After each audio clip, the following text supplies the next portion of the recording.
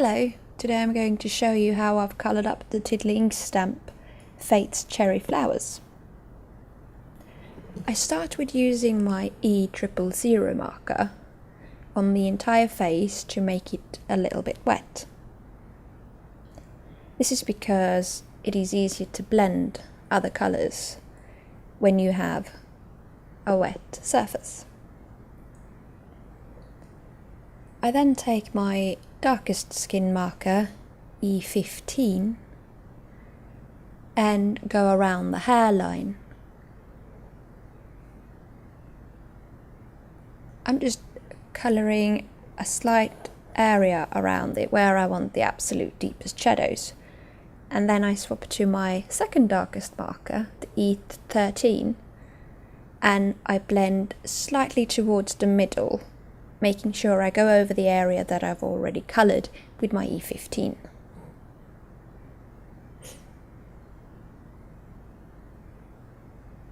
Then I'm going to repeat the process, first using E02, which has a slight pink hue to it.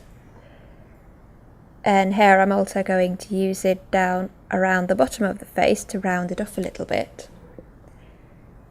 Then next I'm going to do the same with my E00 before I go over the entire image again using E000 to blend it all out.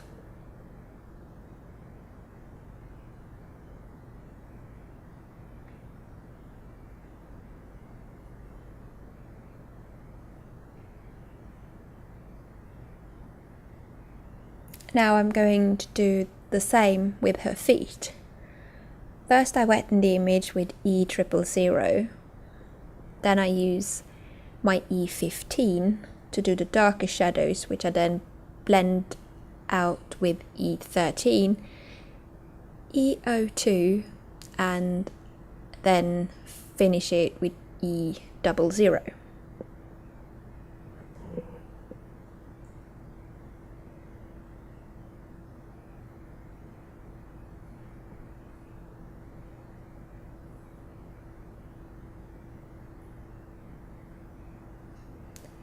And that's most of the skin done. After the skin is done, I tend to prefer doing the hair. I'm going to go with a darkish brown colour for our hair this time. So I start with E79.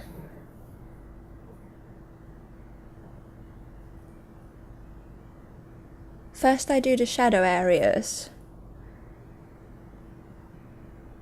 around the flowers.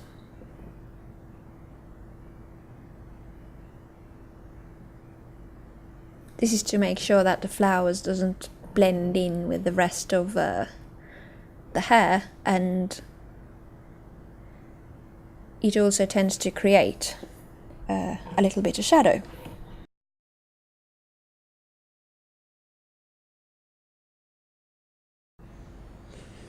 Also making small squiggles to start on making the curls in her hair.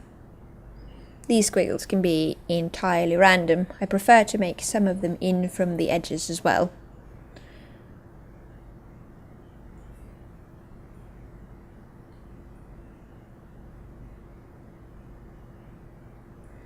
Next I use my E77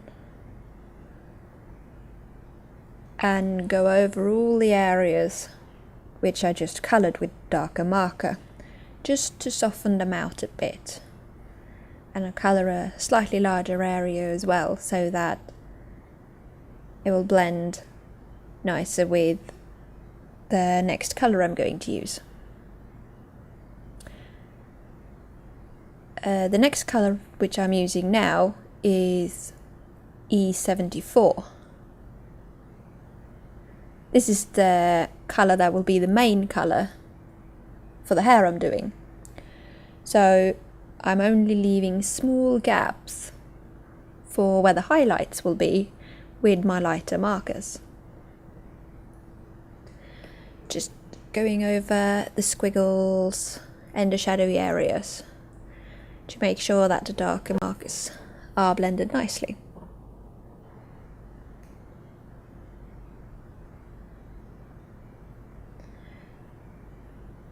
I've now got my E71 and only leaving very, very small areas where I want the lighter colour again, which is going to be my E70.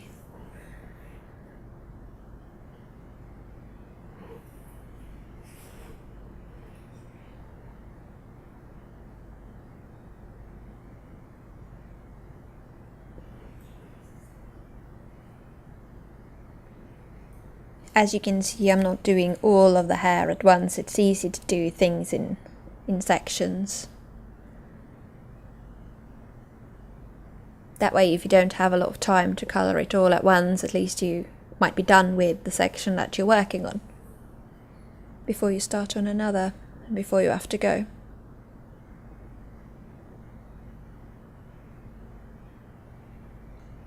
Now, I feel this is a little bit separated still, and I wanted to get an even more curly effect.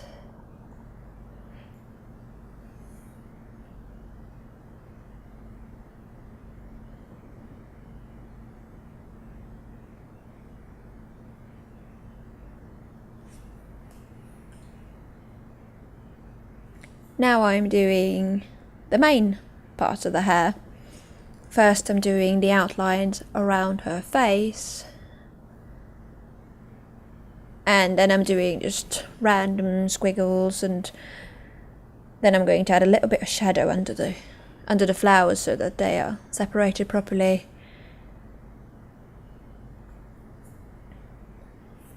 After using my E79 there, I swap to my E77 and go over the darker areas to blend them out like I did before.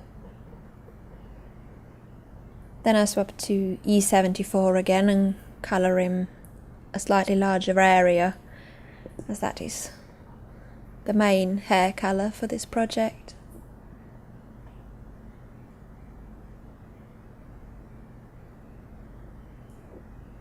Only leaving smaller gaps for E71, and yet smaller gaps for my E70. I didn't really want any white highlights in this, which is why I'm going over with the E70 at the end.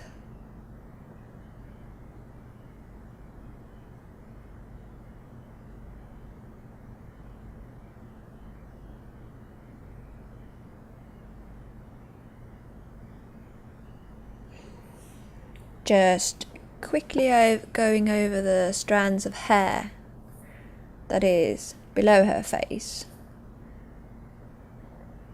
before I go over the entire hair and just doodle little swirls and squiggles completely randomly. First with E77 to get a bit of depth in, and once I've done these, then I'm going to go over and do the same with my E74.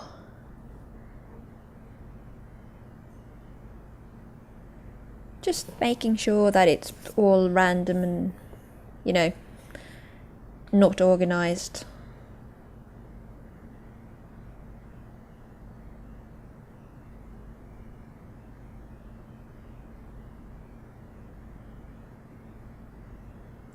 It just adds a little bit more texture and makes it perhaps a little bit more random. Now it's time for the flowers. I definitely want my cherry flowers to be pink, so I start with my R39 and colour around the middle. I'm going to leave the middle as it is, as it has both black and white, giving it a nice bit of texture and makes it look quite nice with the dark red around it. Now I'm going to swap to my RV55 and just colour slightly outwards from the R39 that I used previously.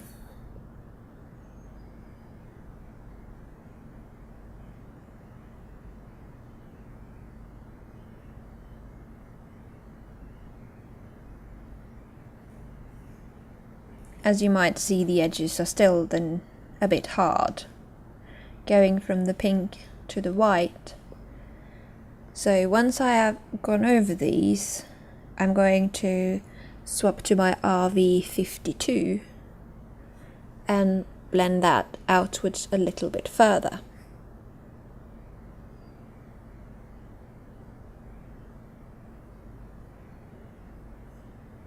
It doesn't have to be all neat and pretty or anything.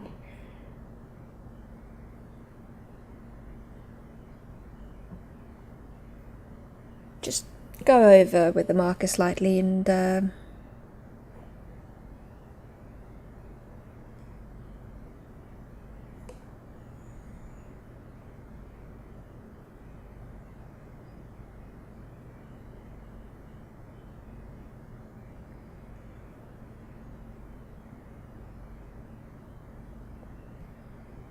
as you can see, they're now blending from a rather deep shade of red all the way out towards white.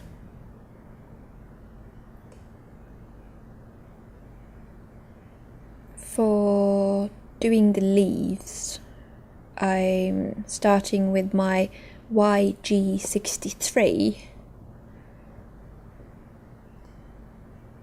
and just drawing in the parts that I want to be a little bit darker. Then I'm going over with my YG13, which is a rather bright green,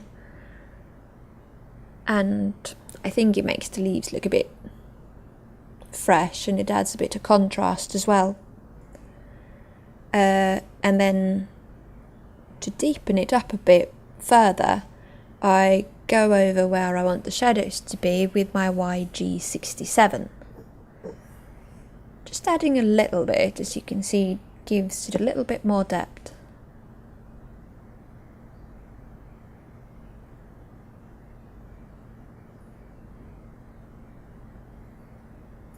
So I want the dress to be blue. First I'm colouring in the darker areas of the folds, only doing a couple of the folds at a time to make sure that I have time to blend it before it dries. I'm starting with my B97 and then I go over with my B95 and blend it outwards.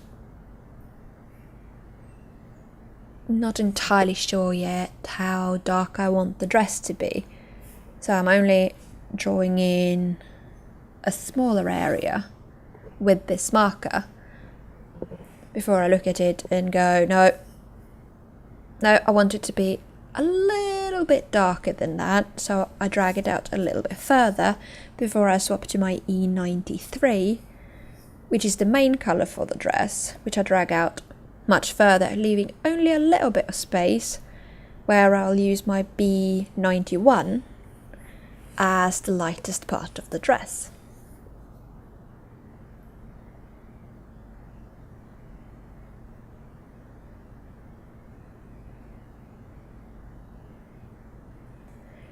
Now I'm going to colour up the two folds on the side of the main one in the middle, as well as adding a little bit of shadow under the flowers on the middle section.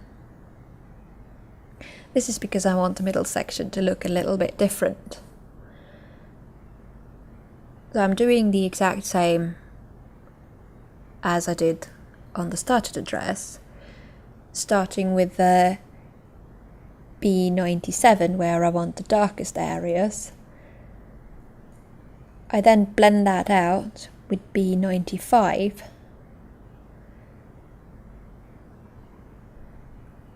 before I go over it again with my main colour for the dress, the B93, which I drag out much further. Again, leaving a much smaller area for the lightest B91 marker.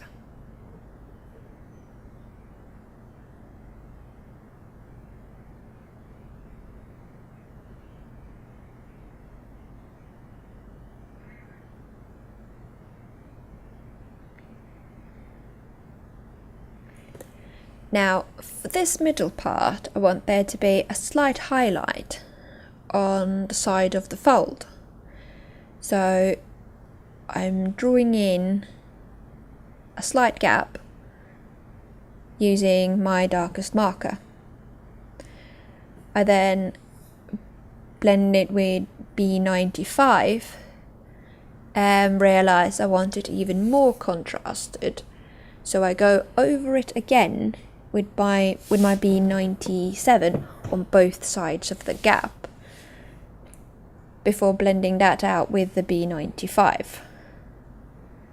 Thankfully the paper can hold quite a few layers of colour. So you always got the option of making some adjustments here and there if you change your mind as you go along. Then I use my B93 again as the main colour before I blend that out with my B91.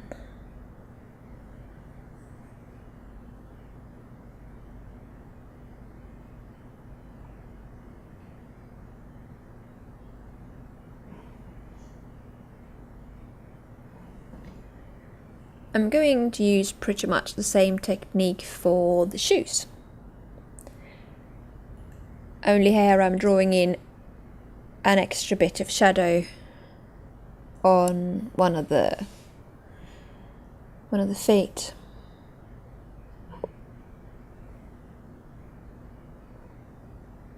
Again I start with the darkest, which is B97, before I swap to the B95, then using B93 as the main colour, before ending in with B91 doing the highlights.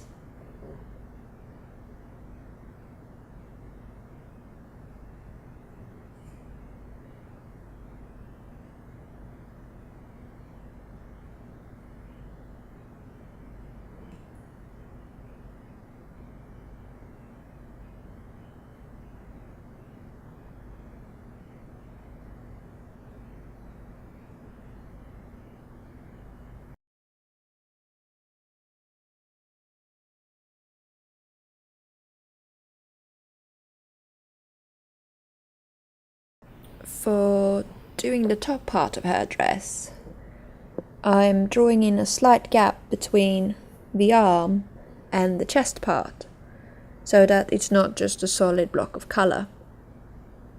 I separate them using my B97, drawing lines on each side before I go over and blend outwards with the B95.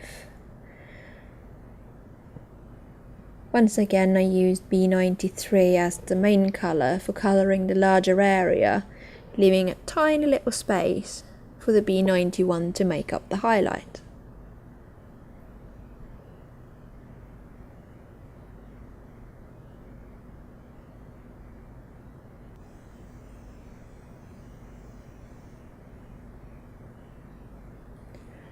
I'm keeping the soles of the shoe the same colour as the shoes. With B99 as the darkest colour to make it slightly darker than the actual shoes. I do the same with the bottom part of the dress on her arm, and I blend it in with the B97. To add a bit of texture to the dress, I decided to go with white dots. I'm using my Sakura jelly roll for this.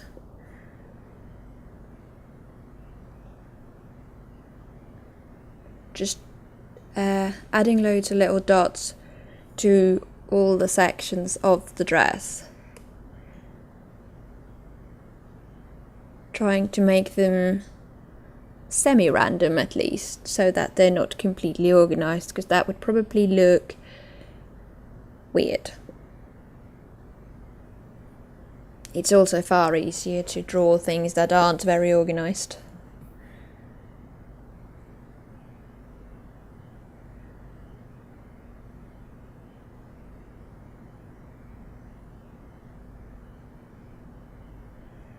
Depending on how you want the texture of the dress, you can draw smaller or bigger dots, and you can have a smaller or greater gap between them.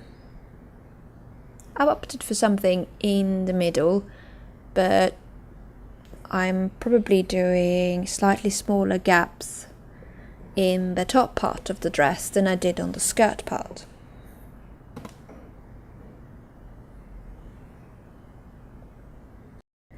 Now, quickly finishing it all off, colouring in the ribbon. I'm making all the darker areas darker using C5, and then I'm blending them outward slightly with the C3.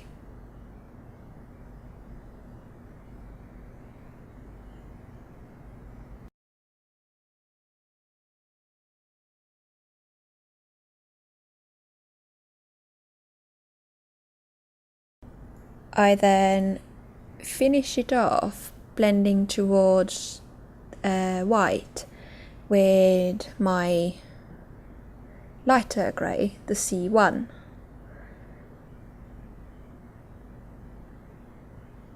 And that's it. She's done.